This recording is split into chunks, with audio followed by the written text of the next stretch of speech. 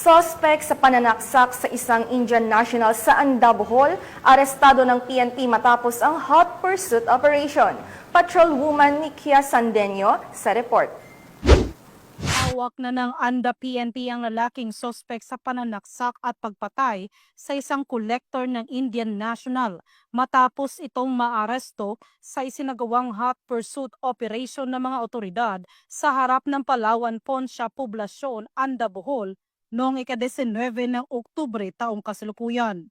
Kinilala ni Police Colonel Patricio Sidigay Jr., Provincial Director ng Bohol Police Provincial Office, ang sospek na si Edjen, 40 anyos at residente ng Purok 6, Barangay Bakong, Anda, Bohol.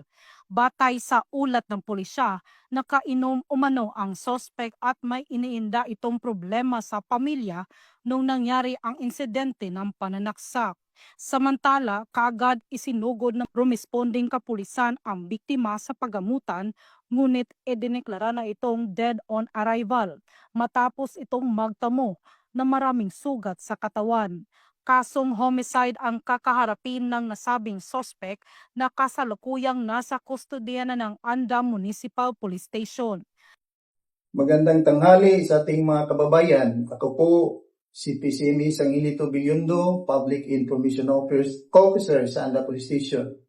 With the guidance of the Provincial Director of Bohol Provincial Police Office, Police Colonel Patricio Cambulo Digay Jr., at sa ating mahal na Gobernador Aris Amintado, na sa kanilang direktiba na paitingin ang lahat ng kumpanya laban sa lahat ng uri ng kriminalidad at 24/7 ng ating kapulisan sa lansangan.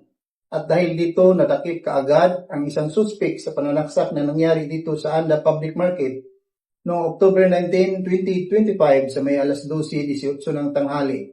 At nagpapasalamat din tayo sa mga kababayan nating andahanon na dahil sa kanilang tulong na-identify kaagad ang salarin at kaagad nasakuti ng ating responding personnel. Ang matagumpay na pagkaresto ng sospek ay patunay ng Anda PNP ng kanilang mas pinaigting na pagpapatupad ng batas upang panatilihing ligtas at payapa ang komunidad alinsunod sa direktiba ni Police Lieutenant General Jose Melencio C. Nartates Jr., Acting Chief, Philippine National Police. Mula dito sa Central Visayas, ako yung Police News Network Correspondent, Patrolwoman Nikia Caniedo, alagad ng batas, taga-taguyod ng Balitang Pulis.